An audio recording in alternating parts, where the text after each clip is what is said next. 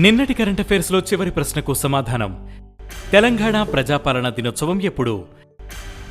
ప్రతి సంవత్సరం సెప్టెంబర్ 17న ప్రజాపాలనా దినోత్సవంగా నిర్వహించాలని తెలంగాణ రాష్ట్ర ప్రభుత్వం నిర్ణయించింది. ఈ సందర్భంగా పబ్లిక్ గార్డెన్స్ వద్ద ముఖ్యమంత్రి రేవంత్ రెడ్డి జాతీయ జెండాను ఆవిష్కరించారు. ఇక మొదటిది, ఢిల్లీ కొత్త ముఖ్యమంత్రిగా ఆతిశీ. ఆమ్ ఆద్మీ పార్టీ ఎమ్మెల్యేలు ఢిల్లీ కొత్త ముఖ్యమంత్రిగా ఆతిశీ మర్లేనాను ఎన్నుకున్నారు. సెప్టెంబర్ 17న జరిగిన శాసనసభాపక్ష సమావేశంలో మాజీ ముఖ్యమంత్రి, ఆప్ కన్వీనర్ అరవింద్ కేజ్రీవాల్ ఆమె పేరును ప్రతిపాదించారు. ఆ ప్రతిపాదనకు ఆప్ ఎమ్మెల్యేలంతా ఏకగ్రీవంగా ఆమోదం తెలిపారు. ఆతిశీ ప్రస్తుతం విద్యాశాఖతో పాటు పలు మంత్రిత్వ శాఖలు చూసుకుంటున్నారు. ఇక రెండవది, సెప్టెంబర్ 17 నుంచి ఎన్పీఎస్ వాత్సల్య. కేంద్ర ఆర్థిక మంత్రి నిర్మలా సీతారామన్ సెప్టెంబర్ 18న బడ్జెట్లో ప్రకటించిన ఎన్పీఎస్ వాత్సల్య పథకాన్ని ప్రారంభించనున్నారు.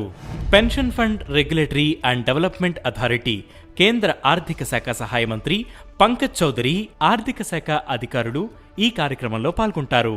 18 ఏళ్లలోపు బాలికల పేరుతో తల్లిదండ్రులు ఎన్పీఎస్ వాత్సల్య ఖాతా తీసుకోవచ్చు. పిల్లలు మేజర్లయ్యాక ఈ ఖాతా సాధారణ ఎన్పీఎస్ ఖాతాగా మారుతుంది. దేశంలోని ప్రజలందరికీ సామాజిక భద్రత కల్పించాలనే లక్ష్యంతో 2004లో తీసుకొచ్చిన ఎన్పీఎస్ పన్ను ప్రయోజనాలతో పాటు దీర్ఘకాలిక పెట్టుబడి పథకంగా బాగా ప్రాచుర్యం పొందింది. ఇక మూడవది, భారత మండపంలో 8వ ఇండియా వాటర్ వీక్. సెప్టెంబర్ 17న న్యూఢిల్లీలోని భారత మండపంలో రాష్ట్రపతి ద్రౌపది ముర్ము 8వ ఇండియా వాటర్ వీక్ ను ప్రారంభించనున్నారు. 4 రోజుల పాటు జరిగే ఈ అంతర్జాతీయ కార్యక్రమాన్ని జలశక్తి మంత్రిత్వ శాఖ నిర్వహిస్తోంది.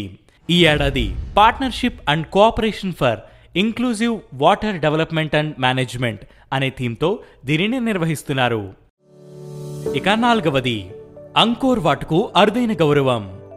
కంబోడియాలోని అంకోర్ వాట్ ఆలయం ఆసియాలో అత్యంత ఫోటోజెనిక్ యునెస్కో వారసత్వ ప్రదేశంగా గుర్తింపు పొందింది.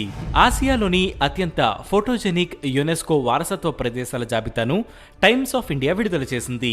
ఈ జాబితాలో Taj Mahal, Hampi, great wall of China, వియత్నాంలోని హలాంగ్ బే, జార్డన్లోని పెట్రా మొదలైన కట్టడాలు ఉన్నాయి.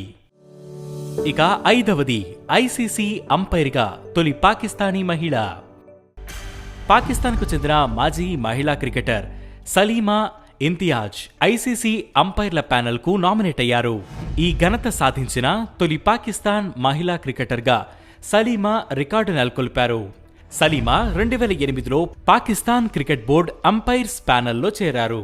ఆమె కూతురు కైనత్ కూడా క్రికెటర్గా 2010 నుంచి ఇప్పటి వరకు 40 మ్యాచ్లు ఆడారు. ఇక ఈ రోజు కరెంట్ అఫైర్స్ క్వశ్చన్: 20వ మారిటైమ్ స్టేట్ డెవలప్మెంట్ కౌన్సిల్ సమావేశం ఎక్కడ జరిగింది? ఈ ప్రశ్నకు సమాధానం మీరే కామెంట్ చేయండి.